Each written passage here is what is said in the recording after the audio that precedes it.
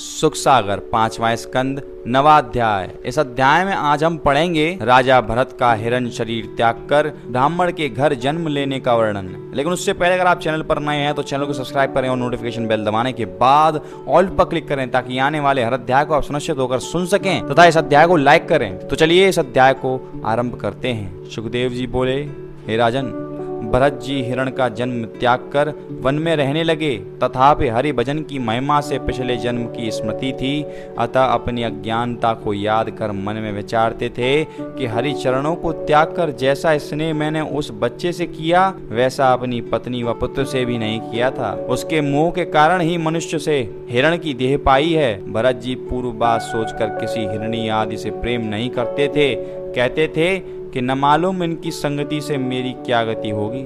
इसी कारण वह किसी जीव को पीड़ित नहीं करते थे और न हरी घास खाते थे। गिरे हुए सूखे फल व पत्ते खाकर हिरण देह होते हुए भी ईश्वर का ध्यान एवं स्मरण करते थे। इतनी कथा सुनकर सुखदेव जी बोले, हे राजन, मृत्यु से प्रति क्षण मनुष्य को डरना चाहिए, न मालूम किस समय मौत आ जावे। एक हिरण के बच्चे के मोह में ऐसे महात्मा की यह गति हुई, फिर दूसरों की क्या शक्ति है। जो कोई हरि भजन छोड़कर माया जाल में फंसेगा उसकी ऐसी गति होगी। भरत उस शरीर में निरंतर इसी बात को सोचते थे कि जल्दी इस शरीर से मुक्ति मिले तो मनुष्य शरीर पाकर ईश्वर का भजन करूं। एक दिन नदी पार कर रहे थे। वे सूखे पत्ते खाने से दुर्बल तो थे ही, अतः पुलहाश्रम नदी में गिर गए। फिर अथर्व वेद पढ़ने वाले एक ब्राह्मण के पुत्र हुए। उनका नाम भरत रखा गया।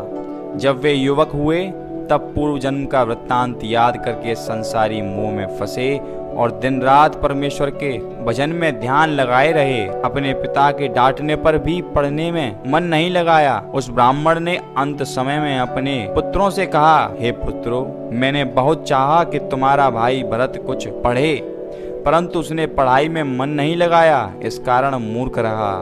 तुम लोग मेरे अंत समय की बात मानकर ऐसा उद्योग करना कि जिसमें वह पढ़कर चतुर हो जावे। जब वह ब्राह्मण यह कहकर मर गया तब उसके पुत्रों ने भरत को पढ़ाने के लिए बहुत प्रयास किए, परंतु वह नहीं पढ़ा।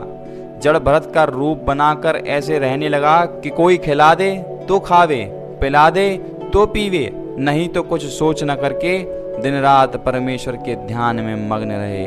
भरत के भाइयों ने यह हाल देखकर उससे अपना मन अलग कर लिया, परंतु भोजन उसको दे दिया करते थे। जब उन्होंने देखा कि यह घर गृहस्थी का कोई काम नहीं करता, व्रता ही खाता है, तब तो उसे अपना खेत अगोरने के लिए बैठा कर कहा कि तुम देखो जिससे इस खेत का अनाज कोई न ले जावे, पशु पक्षी भी न खा पावे। जड़ भरत ने उसकी रखवारी न की और वहां आनंद पूर्वक बैठकर परमेश्वर का ध्यान तथा स्मरण करने लगे। एक भीलों का राजा जो उस देश में रहता था, उसने प्रतिज्ञा की कि हे भद्रकाली, मेरे पुत्र होगा तो मैं तुम्हें मनुष्य का बलिदान दूंगा। जब भद्रकाली की कृपा से उसके घर पुत्र उत्पन्न हुआ तब उसने एक बालक को बलिदान देने के लिए मोल लेकर उसका पालन किया, किंतु वह बालक अपना बलिदान दिए जाने का हाल सुनकर भाग गया। तब राजा अपने नौकरों से बोला कि कुछ रुपया देकर एक मनुष्य बलिदान के लिए ढूंढ कर लाओ। वे लोग खोजते हुए रात्रि के समय उस खेत पर पहुंचे। उन्होंने वहां जड़ भरत को हृष्ट पुष्ट देखकर बलिदान देने के लिए पकड़ लिया और गले में रस्सी बांधकर राजा के मंदिर में ले गए। वहां राजा जड़ भरत को देखकर बड़े हर्ष से बोला कि तुम ऐसा अच्छा मनुष्य बलिदान देने के लिए लाए हो कि जो अपने मरने का कुछ भी डर नहीं करता, आनंद मूर्ति दिखलाई देता है। भद्रकाली इसका बलिदान लेकर बहुत प्रसन्न होंगी। राजा के पुत्र पुरोहित एवं ब्राह्मण महामूर्ख थे। वेद शास्त्र का हाल नहीं जानते थे कि मनुष्य का बलिदान देना चाहिए या नहीं। इस बात का विचार न करके जड़ भरत का छौड़ कराकर और उबटन लगाकर स्नान कराया तथा बलिदान देने के लिए उसको नए वस्त्राभूषण पहनाए, इत्र और चंदन शरीर में मलकर बहुत अच्छा भोजन कराया।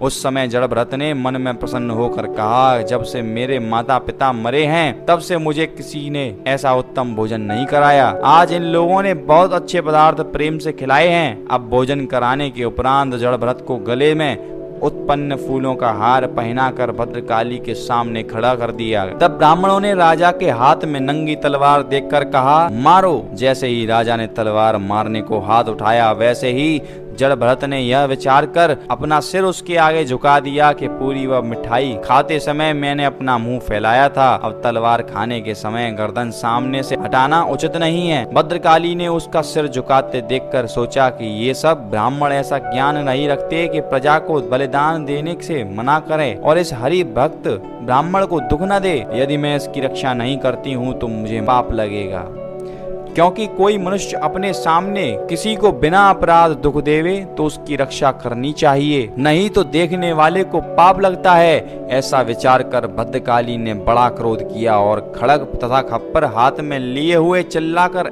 ऐसी गर्जी कि वह शब्द सुनते ही राजा अपने पुरोहित समेत बहरा होकर मूर्छित हो गया और तलवार गिर पड़ी। भद्रकाली ने उसी खड़ग से राजा और पुरोहित का सिर काट दिया। दोनों का सिर गेंद के समान उछालकर इस इच्छा से नाचने लगी कि अगर जड़ भरत प्रसन्न होकर मुझे कृपा की दृष्टि से देखें तो मेरा भला हो जाएगा, इनके दुखी होने से मेरा कल्याण न होगा।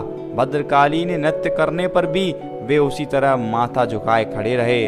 तब भद्रकाली ने स्तुति करके उनसे कहा, हे ब्रह्मदेव, आप कृपा करके मेरा अपराध क्षमा करें, क्योंकि जब किसी भक्त व सेवक दूसरे का अपराध करता है तो उसके मालिक का नाम धरा जाता है। सो आप ऐसा विचार न करें कि यह राजा भद्रकाली का भक्त था, यह तो मेरा बड़ा दुश्मन है, जिसने आप जैसे महात्मा को दुख देना चाहा और राज्य व धन के मद में अंधा होकर तुम्हें नहीं पहचानता। जड़ भरत ने यह वचन सुनते ही मुस्कुरा कर कहा कि आत्मा का कभी नाश नहीं होता, इसलिए अपना सिर काटने से मैं नहीं डरता, परंतु तेरा भक्त इस पाप के बदले में नरक भोगेगा, इस बात का मुझे बड़ा दुख है। जड़ भरत ऐसा कहकर वहां से चले आए।